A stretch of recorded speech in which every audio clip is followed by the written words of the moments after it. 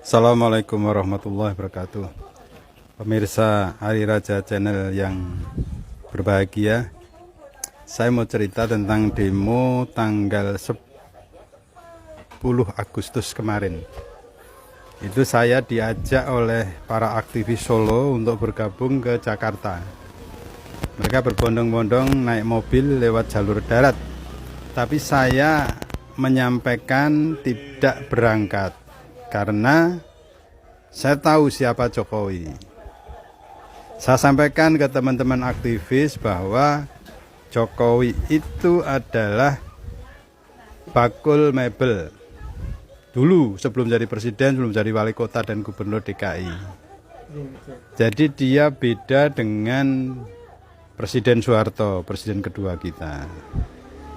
Dalam sejarah tercatat bahwa Presiden Soeharto ketika di demo mahasiswa pada 98 itu karena dia seorang negarawan, dia meletakkan jabatannya.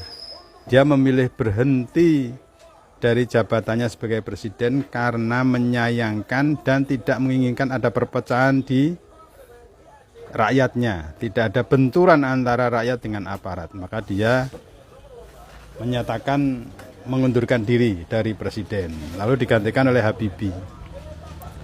Presiden-presiden yang lain seperti SBY, Megawati, Habibie, Gus Dur itu juga menyelesaikan jabatannya dengan legowo, ikhlas, tidak mempertahankan dengan berbagai cara. Tapi presiden kita yang baru ini, Presiden Joko Widodo atau yang akrab disapa Jokowi, itu beda, memang beda. Menurut saya dia bukan negarawan. Jadi ketika teman-teman buruh, mahasiswa, dan elemen-elemen masyarakat yang lain melakukan demo, sebesar apapun demo itu, Jokowi akan cuek. Dia tidak akan mempedulikan demo, terserah, sak kesele, istilah Jawane gitu, sak keselmu, tak tinggal lungo.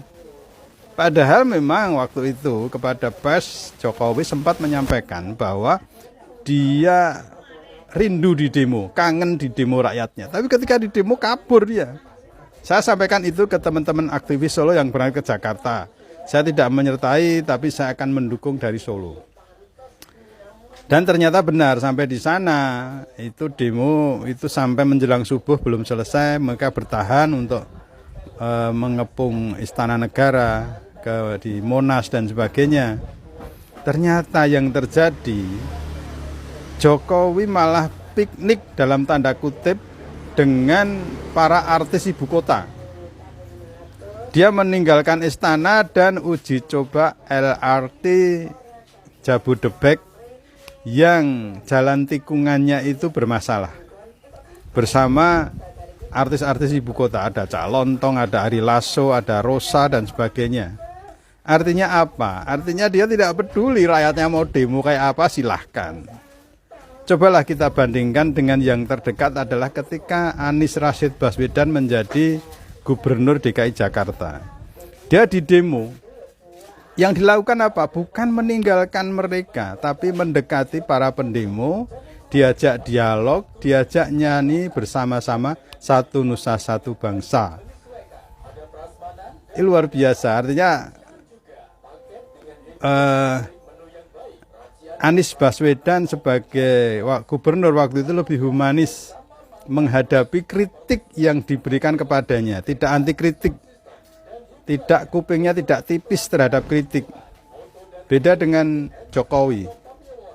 Jokowi tipis kupingnya, ketika dikritik dia bilang, itu kan kecil, nggak apa-apa, tapi orang-orang di belakangnya akan bergerak. Seperti Rocky Gerung sekarang. Dia bilang kecil, tapi orang-orang di belakangnya bergerak untuk melaporkan Rocky Gerung. Lalu dicari pasal yang tepat untuk menjerat Rocky Gerung. Nah, teman-teman aktivis buruh dan aktivis mahasiswa yang saya cintai, untuk kali ini, untuk menghadapi rezim Jokowi kali ini, kita harus bermain cantik. Biarkan aja lah mereka melakukan apa yang diinginkannya. Biarkan sak kenyang-kenyangnya. Kita tinggal nunggu beberapa bulan kok dia lengser menjadi manusia biasa. Kenapa saya yakin? Karena ada hadis Rasulullah yang menyatakan, yang menyebutkan bahwa Islam itu akan mengalami 5 fase perjalanan. Fase pertama adalah fase kenabian, yaitu zaman Rasulullah masih memimpin umat Islam. Fase kedua adalah Khulafaur Rasyidin, yaitu ketika umat Islam dipimpin oleh Abu Bakar, Umar, Utsman, dan Ali. Setelah itu dilanjutkan oleh fase Mulkan Adon itu istilahnya raja-raja yang menggigit. Artinya raja-raja yang memimpin itu masih sesuai dengan sunnah Rasul dan Al-Quran, tetapi dia lebih diktator. Artinya kerajaan itu diturunkan kepada anak cucunya. Lalu fase keempat adalah Mulkan Jabarian. Mulkan Jabarian itu Allah mengizinkan orang-orang bodoh, orang-orang kejem, orang-orang tidak berperi kemanusiaan, orang-orang serakah untuk memimpin dunia. Dan fase keempat itu terjadi di zaman kita hidup sekarang ini. Rasulullah waktu juga ngendika bahwa fase keempat ini akan berakhir 100 tahun setelah runtuhnya Islam, kerajaan Islam, yaitu Turki Utsmani. Turki Utsmani dalam catatan sejarah itu runtuh 1924 Masehi. 100 tahun setelah runtuhnya Turki Utsmani berarti 2024. Artinya saya lebih percaya dengan ngendikan Rasulullah bahwa 2024 itu adalah sunatullah, bergantinya rezim dari Mulkan Jabarian menjadi rezim yang amanah, rezim yang bekerja memimpin rakyatnya berdasarkan Al-Quran dan As-Sunnah. Jadi saya sampaikan ke teman-teman aktivis kemarin ketika mereka telepon saya bahwa membenarkan ucapan saya, Jokowi menghilang, kabur dari istana, tidak menemui para demonstran, tidak menyelesaikan masalah, dan mereka juga ya sudah, mau apa lagi. Akhirnya demo bubar, tidak menghasilkan apa-apa. Nah, saran saya ke teman-teman aktivis adalah, udahlah, ditunggu aja. 2024 itu tidak lama, 1 tahun itu tidak lama. Ini enggak sampai 1 tahun, Jokowi secara konstitusional akan turun dari jabatannya karena masa jabatannya habis. Dia sudah melakukan berbagai cara untuk bertahan, memperpanjang masa jabatan, membuat presiden 3 periode, lalu mengkriminalisasi Anies Baswedan dengan Formula E-nya, menjegal lewat pencopetan Partai Demokrat oleh KSP Muldoko, meskipun akhirnya gagal, semua gagal. Yang terbaru, yang terakhir langkah dia itu adalah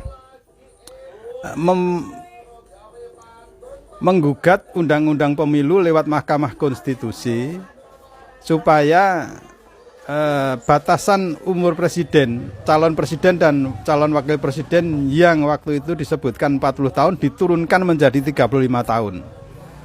Denny Indrayana, Profesor Dr. Denny Indrayana yang sekarang bermukim di Melbourne, Australia, itu sudah membaca bahwa ini bukan masalah hukum tapi politik, karena 35 tahun itu adalah usia Gibran Rakabuming, anaknya Jokowi yang tertua.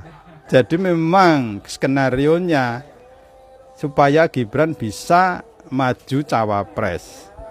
75% kabar yang saya terima, dia adalah kan jadi cawapresnya Prabowo. Dan Denny Indrayana percaya kemungkinan besar gugatan itu akan diterima karena ketua MK-nya adalah adik ipar Jokowi yang menikahi Idayati, janda Hari Mulyono. Jadi kita tunggulah episode-episode selanjutnya dari Jokowi ini. Mudah-mudahan dia sadar bahwa di akhir masa jabatannya mestinya dia menorehkan sesuatu yang baik, yang harum, sehingga dikenang masyarakat sebagai presiden yang baik.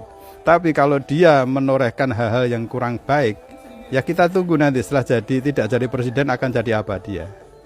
Itu mungkin himbauan saya, cerita saya tentang Presiden Jokowi. Insya Allah kita akan dilindungi Allah. Assalamualaikum.